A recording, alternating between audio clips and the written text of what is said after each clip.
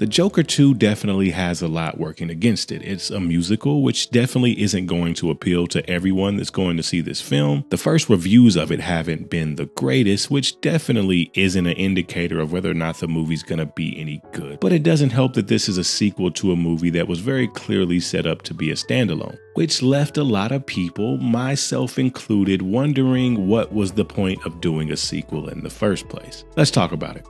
When you bring me out, can you introduce me as Joker?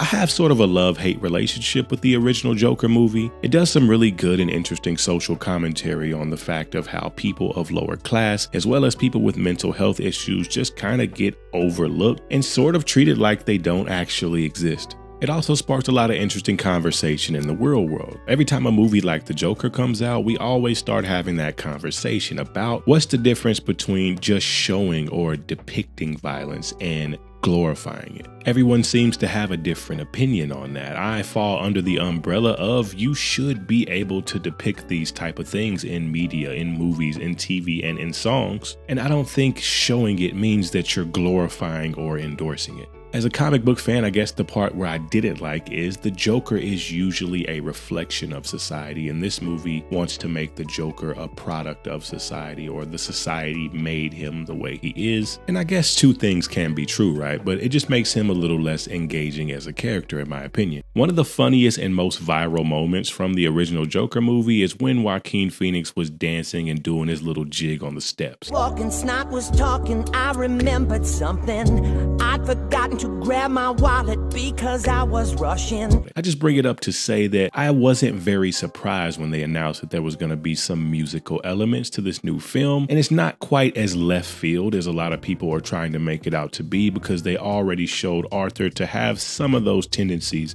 in the first movie. My skepticism about the musical aspect comes in just based off of what we were talking about earlier. What's the difference between showing and depicting violence and glorifying it? It's very clear that these musical numbers aren't going to actually be happening in real life. They're going to be going on in his head. And I don't know if Harley Quinn in this movie is going to be having like a shared hallucination with him, or if he's going to be imagining it all. But regardless, you run the risk of having people think that you are glorifying the violence of it all if you're going to be romanticizing the horror and violence with the musicals. And in terms of Harley Quinn, it seems like they're taking her a little more back to her roots. We're not going to get the emancipated version of Harley Quinn that we've seen in media a lot over the past few years. This version of Harley is going to be really infatuated with the Joker and a lot of the evil things that he does. And what I can only assume is going to be some sort of commentary on how women fall in love with and romanticize figures like Ted Bundy in real life. Love or hate the first film, I really like how it left a lot of things up for interpretation. I think when creators do this, it's a really bold and ballsy move.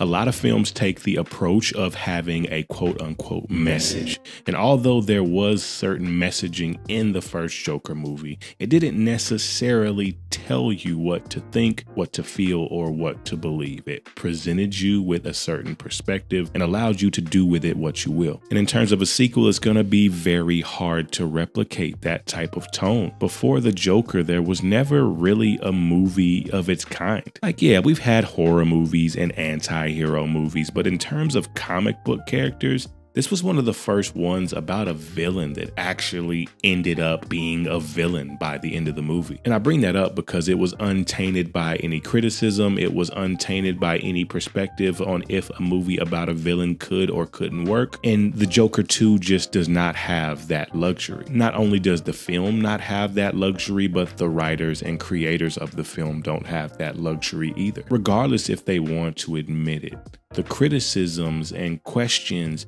and conversations about the last movie are 100% going to have to affect this movie. And what I fear is this movie is just going to be a big response to all of the criticisms of the last one. And I really hope I'm wrong about that aspect, because if it does, man, nobody wants to go to a movie where they feel like they're being preached at or talked down to.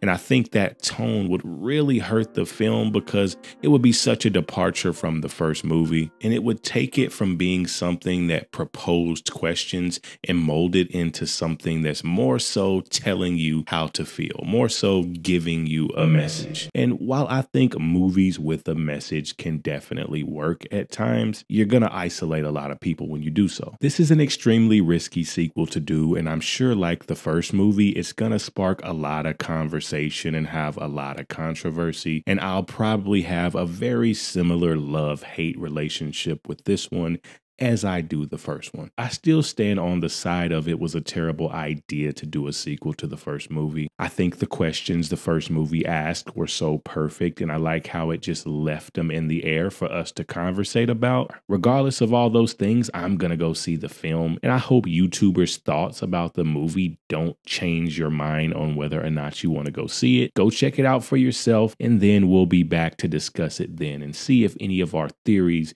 and conclusions were actually right. But anyways, until next time.